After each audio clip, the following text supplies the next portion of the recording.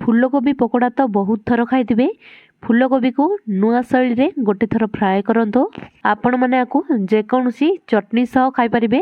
आजिर वीडियोटी जदि भल लागिबो ताहाले वीडियोटी को लाइक शेयर सब्सक्राइब करिवे। नमस्कार, इतिश्री ओडिया किचन आपण समस्त को स्वागत। प्रथमे 500 ग्राम रो फूलकोबी नहीं सफा फूलकोबी नहीं देखिए जमीती से पोको नथिबो। एबे छोट साइज रे काट नबा। देखि पारथबे मु जेमिति छोट छोट करिकी पतला करिकी काटि नउची सेमिति ही काटि नेबे। 500 ग्राम रो आधा फूलकोबी छोट साइज रे काटि नेछि भल से भल पानी रे धोई नबा। एबे गोटे बाउल नेछि ता ऊपरे स्टेनर को रखि नबा। 1.5 कप बेसन पकै नबा। चलै नबा बेसन को छोट छोट जो गोटा अछि ताको बाहर कर नबा। एबे 1.5 कप बेसन रे 1 कप पानी दे देबा। मिक्स करि नबा। गोटे बहलिया बेटर बनै नबा। जेमिति पकुड़ी छानला बेले आमे बेटर बनै थांती सेमिति ही बनै नबा।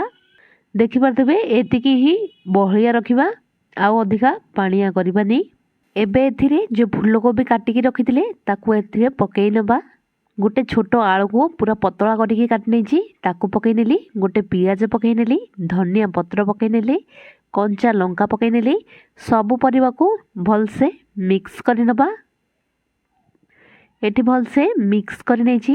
पकुड़ी टिके बेसी क्रिस्पी लागिबा पई एथिरे 1/4 कप चाउल चूना पकै नेली। स्वाद अनुसार लूण पकै नेली। हळदी पाउडर, लाल मिर्च पाउडर, गरम मसला पकै नेली।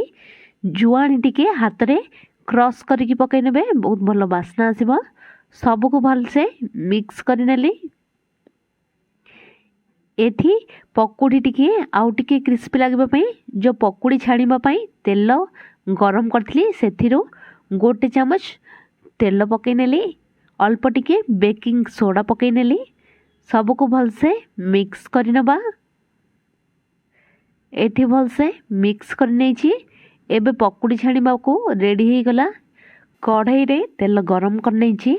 किछि शेप देबा दरकार नै, आपन को इच्छा अनुसार जेमिति भी पकै परिबे। टिके खाली एपट सेपट करिकी टिके खाली फ्राए करि नबा। बेसी फ्राए करबा दरकार नै। पुणी थरा में आकु फ्राए करबा सेति पई टिके खाली गोल्डन कलर करिकी आकु बाहर कर नबा। एठी गोटे थर फ्राए हे गला। एबे आमे आकु गोटे प्लेट रे रखिकी छोट गोटे गिना साहाय्य रे ताको गोटे बरा शेप दे नबा। देखि पारथबे मु जेमिति वीडियो रे करूची सेमिति ही करि नेबे। सब पकुड़ी को एमिति प्रेस करिकी टिके बरा शेप दे नेबे। एमिति करले टिके अधिका क्रिस्पी लागिबो। सबु तक बरा फ्राए करिबा पई रेडी हे गला। सेई कढ़ाई रे सेई तेल रे ही पकै नबा बरा गुडी को। जेतिकी जागा रहिबो सेतिकी ही बरा पकै नेबे। एपट सेपट करिकी क्रिस्पी हेला जाई फ्राए करि नेबे। देखि पारथबे एठी किछि समय परे दुई पट जाक फ्राए हे गलानी। आउ बेसी समय फ्राए करबानी। एठी हमर फूलकोबी रो बरा रेडी हे गला। प्लेट को बाहर कर नबा। बाकी सब बरा को एमिति ही फ्राए करि नबा। फूलकोबी पकुड़ी तो बहुत थर बनैथिबे। एमिति गोटे थर फूलकोबी रे बरा बनांतो, बहुत ही क्रिस्पी एंड टेस्टी लागि थाए। आपण जे कोनोसी चटनी सहित आको लगेकी खाई परिबे। वीडियोटी जदि आज भल लागिथिबो वीडियोटी को लाइक शेयर सब्सक्राइब करिवे।